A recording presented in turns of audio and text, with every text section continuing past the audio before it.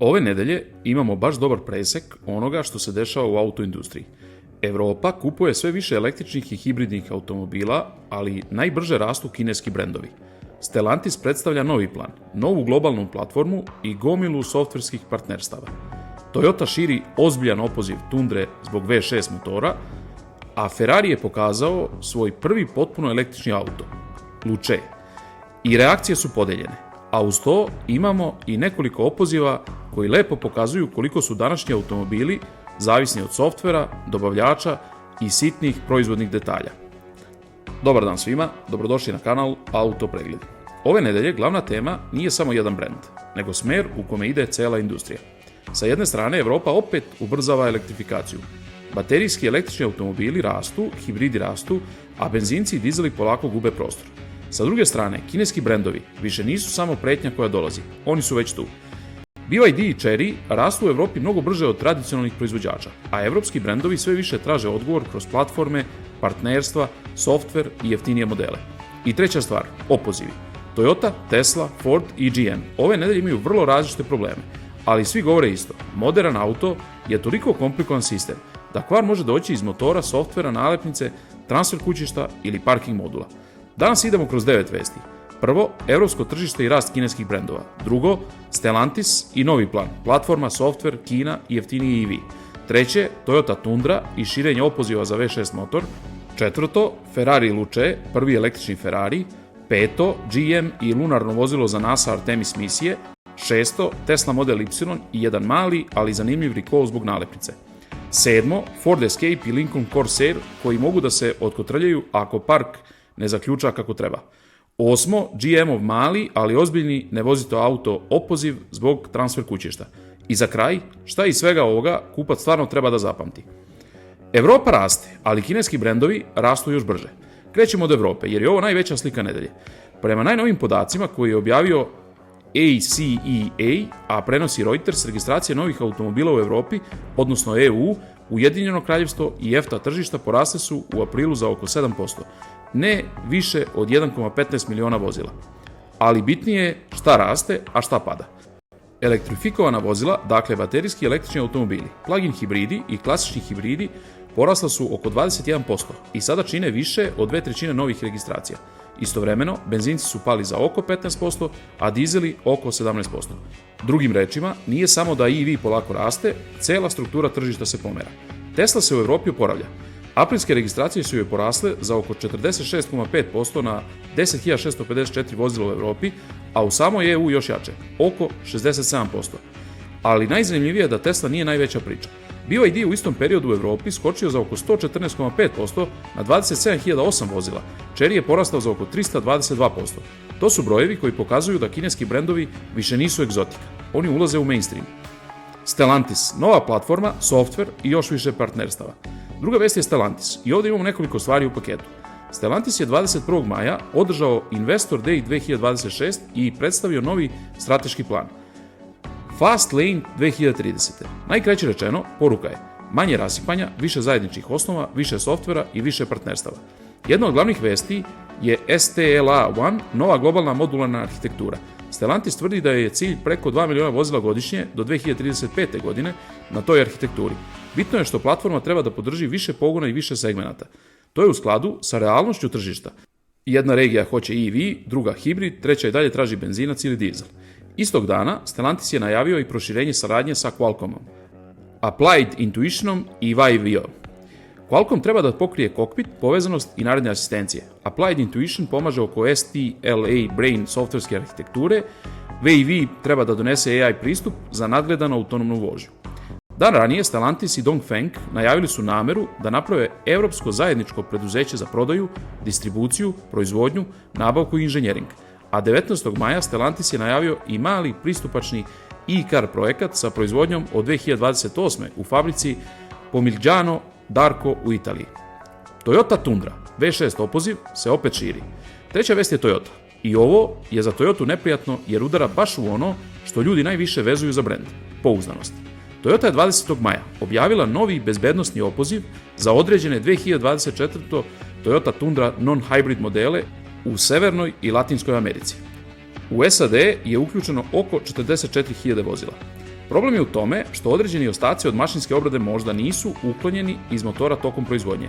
To može dovesti do lupanja motora, grubog rada, nemogućnosti startovanja ili čak gubitka pogona. Ako se gubitak pogona desi pri većoj brzini, rizik od sudara raste. Ovo je dodatno neprijatno jer Toyota već ima dve prethodne slične kampanje, iz maja 24. i novembra 25. Toyota kaže da su motori iz ovog novog opoziva već proizvedeni uz dodatne kontrole za uklanjanje opiljaka, ali da je i dalje moglo ostati dovoljno materijala da ošteti prvi glavni ležaj. Za prvi opoziv iz maja 24. Toyota navodi da je od oko 102.000 vozila u SAD-u već popravljeno više od 77.000 sa motorima koji imaju poboljšani prvi glavni ležaj. Za novi opoziv i onaj iz novembra 2025. Toyota još priprema konačno rješenje. Ferrari Luce, prvi električni Ferrari i podeljene reakcije. Sada jedna istorijska, ali vrlo čudna vest. Ferrari je predstavio svoj prvi potpuno električni automobil, Ferrari Luce. Prema AP-u, Luce ima 4 elektromotora, po jedan za svaki točak, preko 1000 konjskih snaga, ubrzanje do 100 za oko 2,5 sekunde i procenjeni domet veći od 530 km. Pominje se cena u Italiji od oko 500.000 €, dok američka cena još uvijek nije objavljena. Ovo nije samo još jedan EV, ovo je prvi potpuno električni Ferrari i zato je reakcija mnogo emotivnija nego kod običnog brenda. Zanimljivo je da Luce nije klasični dvosed. U razgovoru sa papom Leom XIV. John Elkann je rekao da je to prvi Ferrari sa 5 sedišta. Dakle, Ferrari ne pravi električni auto samo kao tihi super automobil, nego kao neku vrstu ekstremnog električnog Grand Tourera za bogate kupce koji žele nešto novo. Ali reakcije su podeljene. AP navodi da su akcije Ferrarija u Milanu pale 8,4% nakon predstavljanja, a deo kritičara smatra da dizajn ne deluje dovoljno Ferrari. I tu dolazimo do glavnog problema. Baterija u podu menja proporcije auta. Auto postaje viši, drugačiji, manje klasično nizak i elegantan. GM ide na mesec. Baterije i šasija za NASA lunarno vozilo. Peta vest je malo drugačija i dobra je kao predah od opoziva. GM je 26. maja objavio da će njegova tehnologija pomoći lunarno vozilo Pegasus, koje razvija Lunar Outpost za NASA Artemis misije. Tim čine Lunar Outpost GM, Goodyear i Leidos, a plan je da astronauti voze Pegasus na mesecu 2028. godine.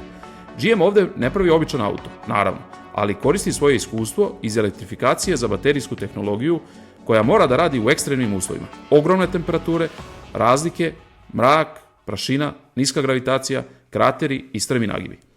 GM također pomaže oko šasije i ogibljenja. A zanimljivo je da kompanija ima istoriju u ovoj priči. GM je učestvovao i u originalnom Apollo lunarnom roveru, uključujući točkove, ogibljenje, upravljanje i pogon. Tesla Model Y, mali recall zbog nalepnice, ali zanimljiv zbog kontrole proizvodnje. Šesta vest je Tesla, ali nije dramatična kao Cybertruck točkovi od prošle epizode. Prema NHTSA dokumentu, Tesla opoziva 2697 Model Y vozila iz 2025. i 2026. godine, zato što neka vozila možda nemaju obaveznu sertifikacionu nalepnicu sa informacijama o masi vozila. Bez te nalepnice kupac može pogrešno opteretiti vozilo, što povećava rizik od sudara. Tesla je problem otkrila tokom interne kontrole u Fremont fabrici, a automatski vision scanning alat koji proverava da li je nalepnica pravilno zalepljena radio je nedosledno. Tesla kaže da nema prijavljenih sudara, povreda ili smrti povezanih sa ovim problemom. Rešenje je jednostavno. Tesla će pregledati vozila i zalepiti sertifikacionu nalepnicu ako nedostaje. Ford Escape, Lincoln Corsair. Kad park ne zaključa kako treba. Sedma vest je Ford. Ford opoziva mali broj 2026 Ford Escape i Lincoln Corsair vozila zbog rizika da se auto otkotrlja. Prema NHTSA kampanji 26V301 u pitanju je 208 vozila, 203 Ford Escape-a i 5 Lincoln Corsair primjeraka, a problem je u integrisanom parking modulu. Kod pogođenih vozila, modul možda ne zaključa vozilo u park poziciji kada vozač prebaci menjač u P, a ako park ne dohvati kako treba, auto može da se pomeri, naročito ako je na nagibu ili ako elektronska parkirna kočnica nije aktivna. Ford nije prijavio nesreće ili povrede povezane s ovim problemom, a rešenje je softverski update modula over the air ili kod dilera. GM, samo 66 vozila, ali ne vozite dok se ne proveri. Osma vest je General Motors, jedan mali, ali ozbiljan opoziv. Autoblog prenosi, pozivajući se na NHTSA, da GM opoziva 66 vozila kroz više Chevrolet, GMC i Cadillac modela zbog mogućeg problema u transfer kućištu kod 4x4 i all-wheel drive verzija. Problem je nedostajuća cev za prihvat ulja unutar transfer kućišta. Ako je nema, ležajevi ne dobijaju pravilno podmazivanje. Može nastati unutrašnje oštećenje, a u najgorem slučaju točkovi mogu da blokiraju tokom vožnje. Lista modela je široka. Od starijih Suburban, Tahoe, Escalade i Yukon modela do nekih 2026. Silverado, Sierra, Tahoe, Suburban, Yukon i Escalade vozila. Ali broj je mali zato što se radi o specifičnom transfer kućištu, uključujući jedno koje je moglo biti ugrađeno kao zamjenski deo. GM vlasnicima poručuje se da ne voze pogođena vozila dok diler ne pregleda i po potrebi ne popravi transfer kućište. Šta je zajednička slika ove nedelje? Ako saberemo sve vesti, imamo nekoliko jasnih trendova. Prvo, Evropa stvarno ubrzava elektrifikaciju, ali taj rast ne pripada automatski evropskim brendovima. Drugo, kineski proizvođači više nisu samo jeftina alternativa. Oni su sve ozbiljniji tehnološki i komercijalni konkurenti, posebno u EV i plug-in hibridnom svetu. Treće, tradicionalni proizvođači sve više odgovaraju partnerstvima. Stellantis sa Qualcommom, Weiviom, Applied Intuitionom, Dongfengom, Leapmotorom. To znači da više niko ne može sve sam. Četvrto, pouzdanost modernih automobila nije samo dobar motor, to je proizvodnja, softver, dobavljači, kontrole, moduli, update-i i opozivi. I peto, elektrifikacija više nije samo priča za mainstream brendove. Ako Ferrari ima potpuno električni auto, onda je jasno da je tema stigla do samog vrha automitologije. Autoindustrija 2026 nije u fazi jedne velike pobede. Nije pobedio EV, nije umro benzinac, nisu evropski brendovi propali, a Kinezi nisu samo jeftina roba. Ovo je faza mešanja, pritiska i prilagođavanja. Kupcu to može doneti bolju tehnologiju i veći izbor, ali i više pitanja. Koji pogon uzeti, kome verovati, koliko će auto vredeti za 5 godina i ko će ga popravljati kad garancija prođe. Napišite mi u komentarima koja vest vam je najzanimljivija ove nedelje. Evropski rast EV-a, Toyota Tundra opoziv, Ferrari Luce ili Stellantis koji pokušava da presloži celu strategiju. Vidimo se u narednim nedeljnim autovestima.